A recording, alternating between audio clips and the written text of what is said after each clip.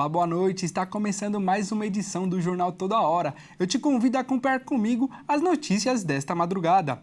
E olha só, as ações na justiça contra planos de saúde superaram as reclamações contra o SUS, o Sistema Único de Saúde. A situação piorou em vários estados, mas em 7 estados, o volume de brigas travadas contra operadoras já superam as contra o Sistema Único de Saúde.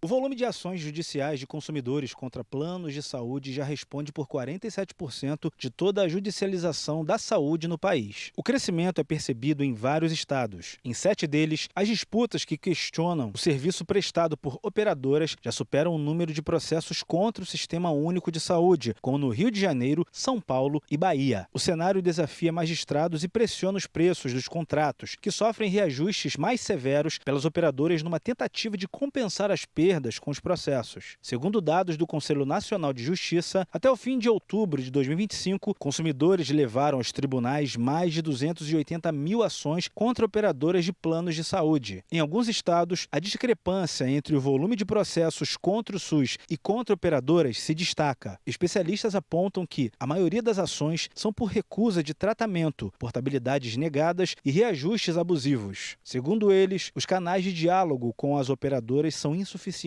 Reclamações de demandas não resolvidas e sequer respondidas pelos saques de operadoras lideram as reclamações de usuários contra o setor na plataforma consumidor.gov. A Agência Nacional de Saúde não monitora a produtividade das centrais de atendimento das operadoras, apenas das ouvidorias. No ano passado, apenas 25% dos 111 mil requerimentos feitos por usuários nos canais para reanálise assistencial, quando há negativa inicial de um procedimento, foram revertidas pelas operadoras. Além disso, o documento da ANS aponta que, em média, operadores de grande porte têm apenas 7 profissionais atuando em ouvidorias. Com o elevado número de ações na justiça contra os planos de saúde e o SUS, tribunais de 12 estados já têm varas ou núcleos com juízes dedicados exclusivamente a disputas entre usuários e a saúde suplementar ou pública. Em outros 2 estados, há projetos sendo desenvolvidos nesse sentido. Essa foi a forma que a justiça encontrou de dar conta da crescente demanda da população. Uma iniciativa recente implementou uma plataforma de inteligência artificial pré-processual que, com base em estatísticas da justiça, mostra para as partes envolvidas na disputa quais as chances de aquela ação dar certo, o que acaba estimulando uma solução consensual. A ação do presidente Donald Trump na Venezuela aumentou o clima de apreensão na comunidade internacional.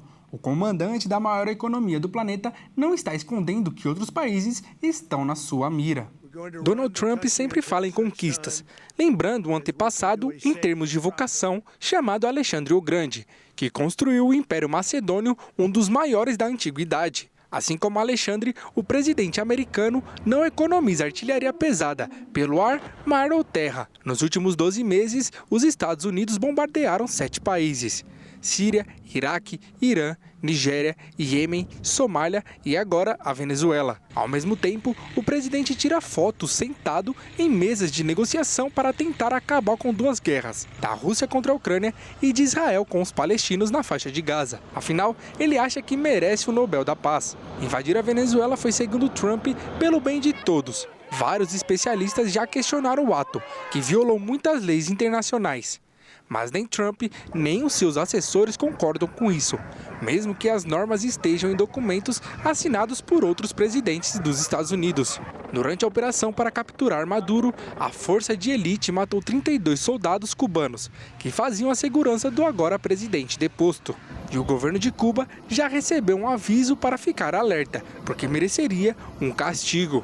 Assim como a Colômbia, que tem no poder, segundo Trump, um presidente que não controla a produção de cocaína enviada aos Estados Unidos.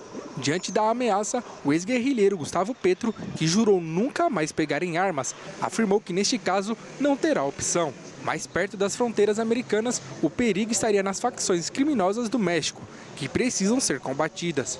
Por falar em fronteiras, o mandatário, que parece exercer o papel de xerife mundial, quer expandir as suas. Ele já falou em anexar o Canadá e agora voltou a manifestar a cobiça pela Groenlândia. A maior ilha do mundo, além das extensas reservas de petróleo e terras raras, é um local estratégico no Ártico contra a China e a Rússia.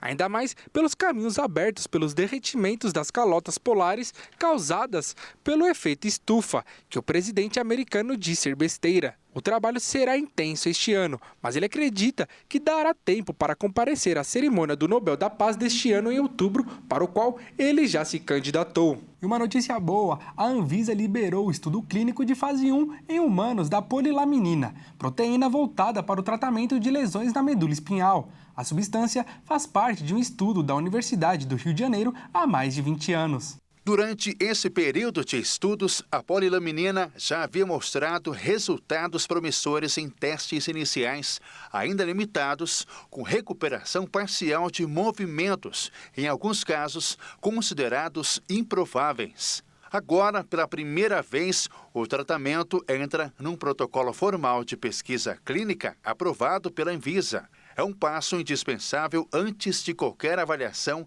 mais ampla sobre sua eficácia. A autorização concedida pela Anvisa diz respeito a um estudo de fase 1, etapa inicial de qualquer pesquisa clínica em humanos. O objetivo não é provar se o tratamento funciona, mas avaliar se ele é seguro para os pacientes, identificando possíveis riscos e efeitos adversos da aplicação. Nessa fase, apenas 5 voluntários poderão participar. O perfil é bastante específico. Pessoas entre 18 e 72 anos que tenham sofrido uma lesão medular completa, com perda total de sensibilidade e movimento, causada por um trauma recente, ocorrido há menos de 72 horas. Além disso, a lesão precisa estar localizada na região torácica da medula, entre as vértebras T2 e T10, e o paciente deve ter indicação cirúrgica. A aplicação da polilaminina será feita uma vez, de forma intramedular, diretamente na área lesionada da medula espinhal, durante o procedimento cirúrgico. Pacientes com lesões crônicas ocorridas há meses ou não ficam fora do protocolo neste momento. O estudo é patrocinado pelo Laboratório Brasileiro Cristalia, responsável pela formulação usada nessa fase clínica. Os locais onde a pesquisa será realizada ainda não foram divulgados. A expectativa é que essa etapa dure ao menos 6 meses. Só depois da análise dos dados de segurança será possível decidir se o tratamento pode avançar para as fases 2 e 3, voltadas à comprovação de eficácia. Esta edição do Jornal Toda Hora fica por aqui. Acompanhe o nosso canal no YouTube, onde você pode conferir todos os nossos jornais e se manter muito bem informado. Muito obrigado pela sua companhia. A próxima edição do Jornal Toda Hora será às 9 horas da manhã. Tchau!